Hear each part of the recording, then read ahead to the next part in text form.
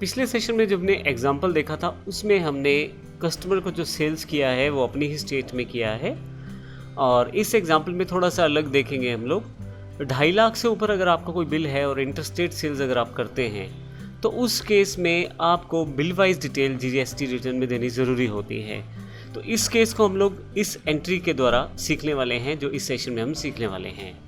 अब ध्यान रखिएगा, इसमें सेल जो है वो इंटरस्टेट है, 2.5 लाख से ऊपर के अमाउंट का बिल है और डायरेक्ट हमने कस्टमर को या कंज्यूमर को सेल किया हुआ है। तो जब भी रिटर्न में शामिल किया जाएगा तो इसे बिल वाइज डिटेल के अंतर्गत शामिल किया जाएगा। तो इसके लिए आइए देखते हैं क्या क्या अकाउंट्स हमें चाहिए।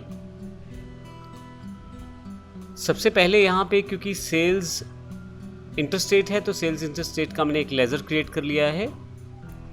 कंज्यूमर लार्ज सेल पंजाब, मैंने एक कंज्यूमर बनाया है, पंजाब से है वो, और उसको सन्डी डेटर्स के अंतर्गत रखा है ताकि जब एंट्री करें तो वहाँ पे हम उसको शो कर सकें। डेल लैपटॉप एक स्टॉक आइटम क्रिएट की है। तो आइए देखें इसकी एंट्री किस प्रकार से हम टैली में कर सकते हैं।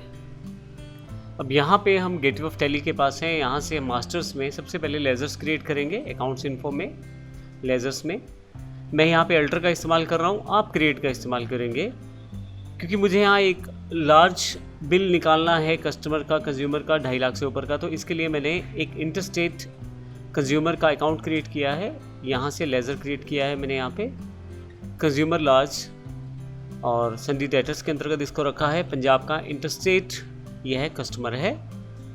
यहाँ पे आपको कंट्री और स्टेट डिटेल देना है। फाइनली जो इसका जीएसटी डिटेल्स हैं उसमें आपको कंज्यूमर लेना है। तो कंज्यूमर लेने के पश्चात मैं इसको यस कर देता हूँ।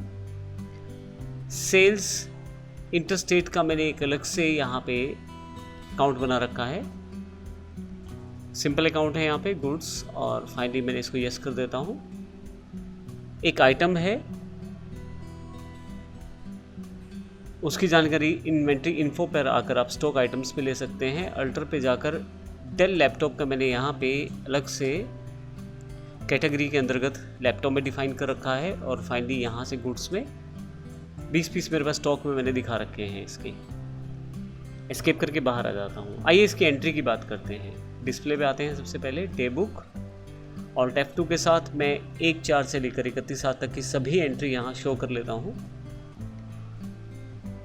एक साथ को consumer large debtor Punjab interstate जो बिल काटा हुआ है इसको देखते हैं सेल्स में। सबसे पहले मुझे यहाँ पे रेफरेंस नंबर देना है बिल का। उसके पश्चात मुझे यहाँ पे consumer large debtor Punjab interstate जो अकाउंट मैंने क्रिएट किया था उसको यहाँ पार्टी अकाउंट नेम में डाल दिया। बेसिक इन्फॉर्मेशन वही है, मैं इसे सेव कर लेता हूँ। सेल्स इंटरस्टेट है क्योंकि इंटरस्टेट यह है हमारे पास बिल है, और आइटम जो है वो डेल लैपटॉप है। 10 पीस हमने इसको सेल्स किए हैं 26,000 प्रति पीस के हिसाब से। तो 2.5 लाख से ऊपर का बिलिंग यह हो गया है, और आईजीएसटी इस पे इम्प्लीमेंटेड होगा क्योंकि इंटरस्टेट यह बिल है 46,800 रुपये। एंटर करके इसको मैं सेव कर देता हूँ। इस तरह से आप जो कंज्यूमर हमारा 2.5 लाख से ऊपर की बिलिंग का बिल रहता है जिसके लिए, और इंटरस्टेट बिल रहता है, उसको यहाँ से काट सकते हैं। फाइनली अगर मैं डिस्प्ले पे आकर स्टैट्यूटरी रिपोर्ट्स पे आऊँ और जीएसटी में जीएसटीआर 1 को देखूँ तो यहाँ पे अलग से कैटेगरी है B2C लार्ज इन्वॉइसेस। अभी यहाँ पे देखें आप शो नहीं कर रहा है, और ये इसलिए शो नहीं कर रहा क्योंकि मैंने जो अभी जो इन्वॉइस जनरेट किया है वो इनकम्प्लीट मिसमैच इन्फॉर्मेशन में यहाँ दिखाया जा रहा है। तो इसको मैं रिजॉल्व कर सकता हूँ। उसके पश्चात यह B2C लार्ज इन्वॉइसेस में आ जाएगा। एंटर करते हैं इसको, और इनकम्प्लीट जो इन्फॉर्मेशन है उसको वर्कआउट करते हैं। यहाँ पे डेल लैपटॉप में जो सेल्स है, जो नेचर ऑफ ट्रांजैक्शन है, वह हमारी यहाँ पे टैक्सेबल है, और इंटरस्टेट सेल्स है यह। तो इसके लिए मैं यहाँ से नेचर ऑफ ट्रांजैक्शन चेंज कर लेता हूँ। टैक्सेबल वैल्यू 2,60,000 रुपये है, और 18% का टैक्स है, बेस्ड ऑन वैल्यू है। एंटर, इसे सेव कर लेता हूँ। जब आप इसे सेव करेंगे तो इस टेबल से हट जाएगा, और वापस आ जाएं तो आपको यही बिल जो है B2C लार्ज इन्वॉइसेस में दिखाई देना शुरू कर देगा। जब भी कोई ऐसा प्रॉब्लम रहता है, किसी एंट्री में कोई कमी रहती है, तो आप उसको इनकम्प्लीट मिसमैच इन्फॉर्मेशन में देख सकते हैं और उसे मॉडिफाई करके यहाँ पे ला सकते हैं। अब हमारा इस पूरे सेशन में जो मेन पॉइंट है वो ये है कि हमने एक लार्ज इन्वॉइस जनरेट किया है जो इंटरस्टेट कस्टमर का है, डायरेक्ट कंज्यूमर को हमने ये बिल दिया है और 2.5 लाख से ऊपर का ये बिल है इंटरस्टेट में, उसकी जब भी हम एंट्री करेंगे या उसको जब भी रिकॉर्ड करेंगे टैली में, तो उसके लिए GSTR1 में अलग से डिफ़ाइन किया गया है फील्ड यहाँ पे।